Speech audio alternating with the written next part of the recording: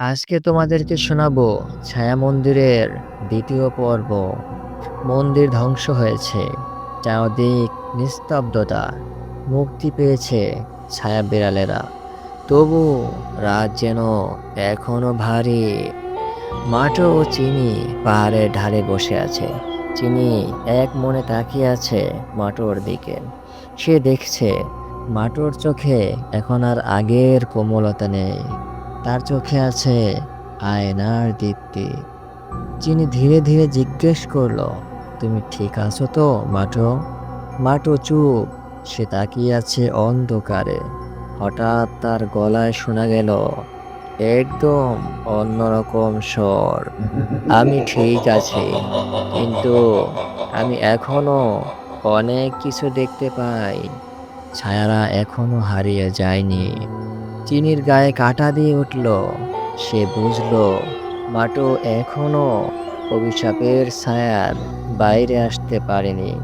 সেই রাতেই গ্রামের পুরনো বিড়াল পুরোহিত দাদু পাঞ্জা দেখতে পেলেন এক অদ্ভুত স্বপ্ন। স্বপ্নের ছায়া মন্দিরের ধ্বংসাবশেষ থেকে উঠছে ধোঁয়া, আর সেখানে বসে আছে এক বিড়াল। তার চোখে লাল আলো, পিছনে ছায়া পাখা। দাদু পাঞ্জা আতঙ্কে জেগে উঠলেন।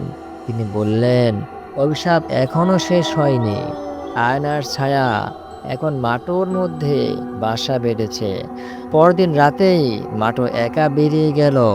সে শুনতে পাচ্ছে কণ্ঠস্বর, ফিরে এসো, আমাদের শেষ কাজ এখনো বাকি। সে চলল গ্রামের সীমানার বাইরে। সেখানে দাঁড়িয়ে আছে এক পুরাতন ছায়া গাছ। এই গাছের নিচে লুকানো ছিল আয়নার আর একটি অংশ, যা এখনো ভেঙে যায়নি। তাতে এখনো বন্দি আছে ছায়া বিড়ালের মূল আত্মা।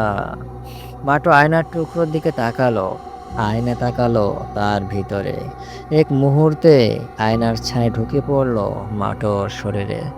চিনি ও দাদু পাঞ্জা বুঝতে পারলেন মাটো আর আগের মতো নেই। সে এখন দুই মাটো, একটা আলোর আর একটা ছায়া। মাটো দিনের বেলা নিরীহ শান্ত বিড়াল, কিন্তু রাত হলে তার চোখে জ্বলে লাল আলো, আর সে গায় অদ্ভুত ছায়ার ভাষা। দাদু পাঞ্জা বলেন, যতক্ষণ না আয়নার শেষ টুকরো ধ্বংস করা যায়, মাটো মুক্ত হবে না। কিন্তু আয়নার টুকরো রক্ষিত আছে ছায়ার ভেতরের শেষ মন্দিরে, যেখানে কেবল ছায়া বিড়ালেরাই প্রবেশ করতে পারে। চিনি দাঁড়ালো, চোখে জল নিয়ে বলল, তবে আমিও যাব। আমি আমার বন্ধুকে ফিরিয়ে আনবো, যেভাবেই হোক। আজকের মতো এখানেই শেষ করছি। পরবর্তী পর্বে চিনি প্রবেশ করবে ছায়ার জগতে, যেখানে সত্যি মাটোর ছায়ারূপ রাজত্ব করছে। তাকে মুখোমুখি হতে হবে নিজেরই ভয় আর বন্ধুর ভিতরে দানবের সঙ্গে। পরবর্তী অংশ দেখার জন্য অবশ্যই চ্যানেলটিকে সাবস্ক্রাইব করে রাখুন। আজকের মতো বিদায় নিচ্ছি।